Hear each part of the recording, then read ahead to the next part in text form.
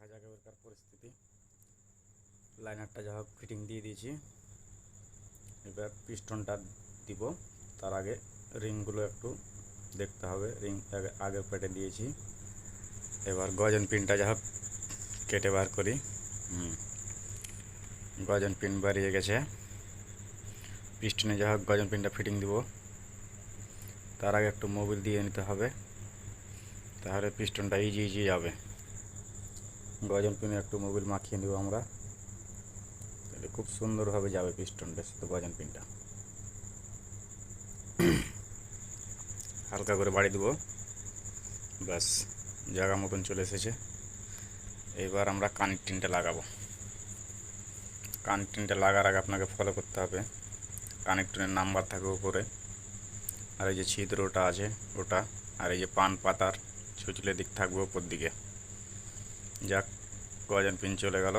এবার আমরা piston সার্ক্লিপ lock দিব, প্লাস লাগবে এবারকার। এই সুন্দরভাবে চলে গেল। আর একটা দিব এবারকার পিস্টন সার্ক্লিপ লক।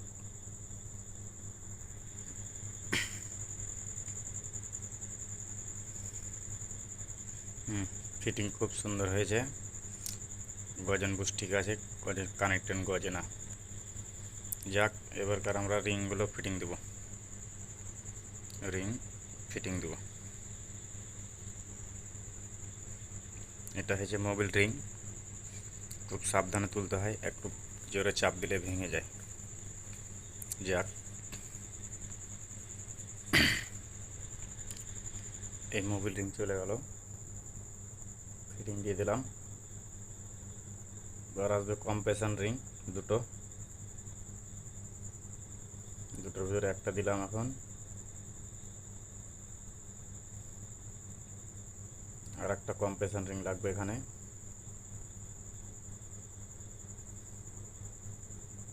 দুটো কম্প্রেশন রিং চলে গেল। এবার টপ রিং চলে গেল।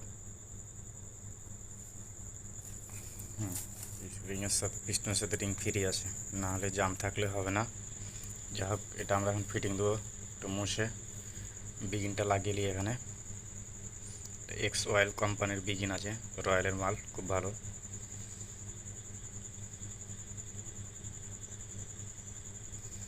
এক পাল্লা দিকে চলে গেল, হালকা করে বাড়ি দিতে হবে এখানে, ব্যাস। যাক, এবার আমরা পিস্টনটা ফিটিং দিব। তার আগে লাইনার একটু মোবিল মাখিয়ে নিতে হবে আমাদেরকে, জিনিসটা যেন ইজি ঢুকে। ব্যাস, লাইনার বিগিনে দিলাম মোবিল। এবার একটু রিংয়ের গোড়াতে দিব মোবিল, ব্যাস খুব সুন্দরভাবে জিনিসটা ফিটিং হবে। রিংয়ের ঘাটটা এবার আমরা চারদিকে চারটাকে করে নিই, চারদিকে চারটা। যাক, এবার আমরা লাইনারের ভিতরে পিস্টনটাকে ফিটিং দেব। তার আগে কেরাংটাকে ঘুরিয়ে কানেক্টিংয়ের সামনাসামনি নিয়ে নিতে হবে, ব্যাস।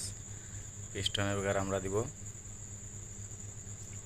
রিং তোলা ক্লাম আছে, ক্লাম দিয়ে পিস্টনটা ফিটিং দিয়ে দেবো। রিং তোলা ক্লাম হালকা করে বাড়ি দেবো পিছন দিকে, খুব জোরে না, খুব সুন্দরভাবে ঢুকেছে, সমস্যা হয় নাই। যাক, এবার আমরা ভিতর দিকে ঠেলে দিই আর একটু, চলে গেছে। এবার আমরা কানেক্টিংটা লাগাবো। বিগিনের জায়গায় বিগিন আছে, সমস্যা নাই, একটু অন্ধকার হবে। কানেক্টিংয়েরও নাম্বার আছে পাল্লার, কানেক্টিংয়ের উপরের দিকে পাল্লার দিকে নাম্বার থাকবে। আগে বিগিনটা ফিটিং দিই, হালকা একটু মোবিল দিয়ে দিই, তাহলে ফ্রিভাবে ঘুরবে। কানেক্টিং ফিটিং দিব, পাল্লা ফিটিং দেবো। এইখানটায় লাগবে 14 নম্বর এল দিয়ে ভালোভাবে নাট দুটো টাইট দিতে হবে।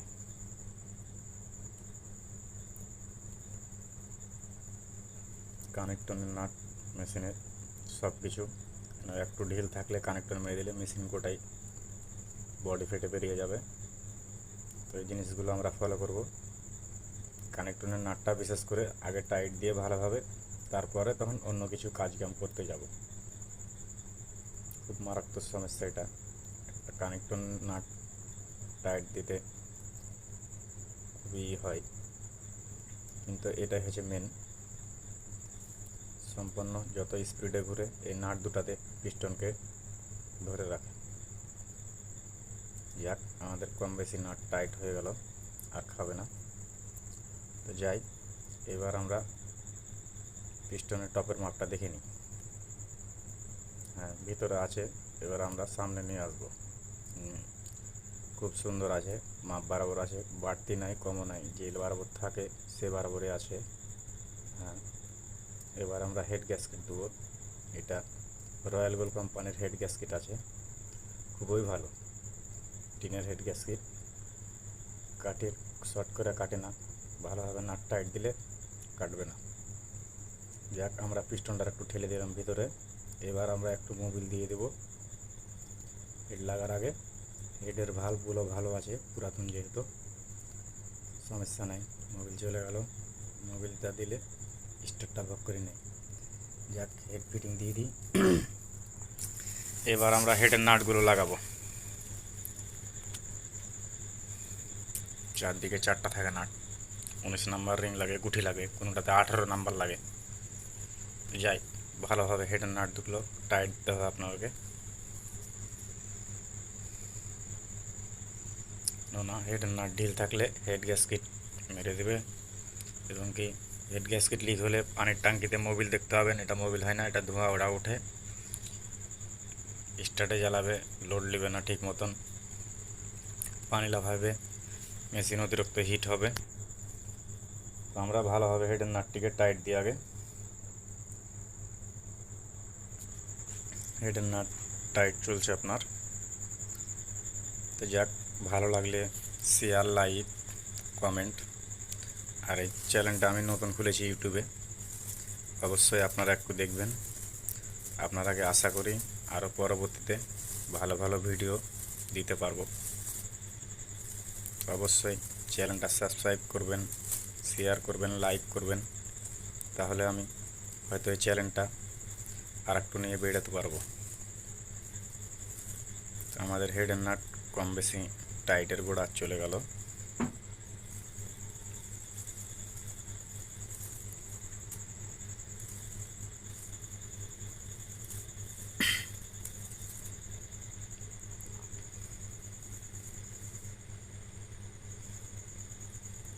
হেডের নাট টাইট হয়ে গেছে।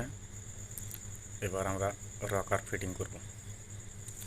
প্রথমে পুশ রড দুটো দিয়ে দেবো পুশ গাইডের জায়গায়। এইভাবে ঘুরে হালকা করে ভরা টানা করবেন, তাহলে বুঝতে পারবেন যে ঠেকেছে কি না। নাহলে অত অসুবিধা হলে একটু পুশ রডের মাথায় গ্রিজ লাগিয়ে নেবেন, তাহলে সমস্যা আর হবে না। যাক, জায়গা মতনই আছে, সেন্টার বাই সেন্টার। এবার রকার বডি ভিড়িয়ে নিই। রকার বডি চলে গেল। মেশিনটা আমার এবার আমরা পিস্টনটাকে টপে নিয়ে চলে আসবো। খিদি বিদি লাগবে না তাহলে রকার ফিটিং করতে। ব্যাস, 16 নম্বর একটা স্প্রিং ওসার আর 16 নম্বর একটা বল্টু এইখানটায় লাগবে। এটাও ভালোভাবে টাইট থাকে, টাইট দিতে হবে। চলে গেল।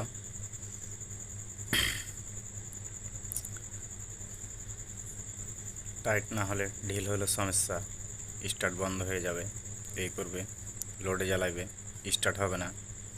এই রকার খুব সুন্দরভাবে খেলছে। তো আমরা রকার দুটো একটু অ্যাডজাস্ট করব। যা হোক, একটা রকার টাইট আছে বেশি, আর একটা ঢিল। পুশ রডটা আমরা আবারও ঘুরিয়ে এদিক ওদিক করে লাগিয়ে দেখব, বের করে নিই রকারটা। রকার বেরিয়ে গেছে।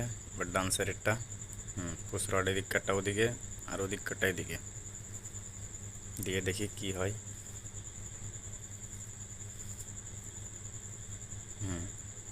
খুব সুন্দরভাবে ফিটিং হয়েছে। এটা যাচ্ছে না, এটাকে একটু নাটটা ঢিল দিতে হবে। যাক, রকারের নাট ঢিল দিয়ে দিচ্ছি। এখানটায় লাগবে একটা প্লাস এবং কি 13 নম্বর এল। কতটাতে 12 থাকে নাট, কতটায় 14 থাকে নাট, এটাতে দেখো 13 আছে। আমরা রকারটা একটু অ্যাডজাস্ট করে নিই। ঢিল হয়ে গেছে রকার। আমরা যাবো যে ফাইল চাকাটা ঘুরিয়ে খেলছে কীরকম দেখে নেব। তো যাক, গেল একটা, এলো একটা। হ্যাঁ, যেইখানটায় নজেল বডি লাগা সহ থাকলে যেইখানটায় ভারী হবে, কম্প্রেশন ধরবে, সেইখানটায় আমরা রকার অ্যাডজাস্ট করে নেব। আর একটা পদ্ধতি আছে রকার অ্যাডজাস্ট করার। একটা ভাল্ব যাবে আর একটা ভাল্ব আসবে, যখন একটা যাবে আর একটা যখন ফাঁকা থাকে তখন ওটাকে একটু দেখে ঠিক করে নিতে হবে। যাক, রকার আমি টাইট দিচ্ছি। রকারের নাট খুব জাম্প আছে। রকারগুলো নাটগুলোর চিকন প্যাঁচ একটু টাইট দিলে, বেশি দিলে মুচড়ে যায় নাটের প্যাঁচ, তখন খুব খিদিবিদি লাগে। যাই হোক, টাইট না দিলে হয় না, ঢিল দিলেও ফের আবার ঢিল হয়ে যায়। খুব চাপের ওপর থাকে এই জায়গাটা, খুব অতিরিক্ত বেগে ঘুরে। ভাল্ব কতবার যাওয়া আসা করছে আপনি নিজেও বুঝতে পারবেন না বাটি খুলে দিলে।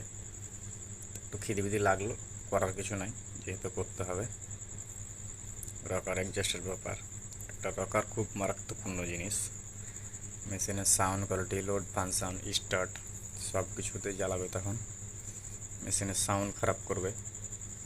এই রকারগুলো আমরা বানবো কি বলে একটু ইজি ধুয়ে। দুটাই রকার এক মতন বানবো কি বলে একটু ইজি ধুয়ে। ওটা যেরকম খেলছে এটাও সেরকম খেলবে। যাই, রকারটা বাঁধা কমপ্লিট করি।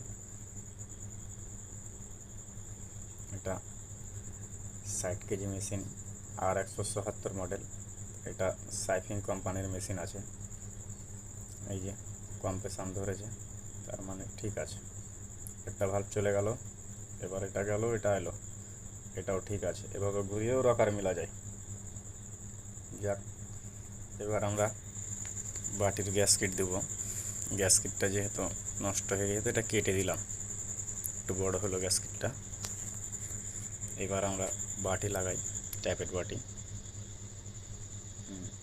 এই ট্যাপেট বাটিটা এইখানটাতে নাট দিয়েছে 16 নম্বর। এটা আমাদের কাছে কিছু না, কিন্তু যে ভাইয়েরা নতুন কাজ কাম করবে, কি নিজের মেশিন আছে, টাইটের মাপটা বুঝতে পারবে না, বেশি টাইট দিলে বাটিটা ফেটে ভিতরে ঢুকে যাবে। তো এইখানটায় 13 নম্বর যেটা নাট থাকে, বল্টু থাকে, সেটাই বেটার। ঠিক আছে, ভালো লাগলে শেয়ার, লাইক, কমেন্ট করবেন, আর আমার চ্যানেলটি অবশ্যই সাবস্ক্রাইব করবেন।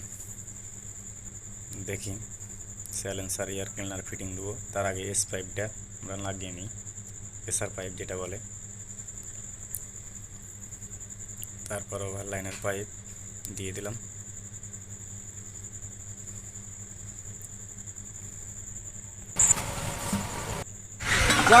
দেখা যাক মেশিন স্টার্ট দিয়ে পরিস্থিতি কি হয়।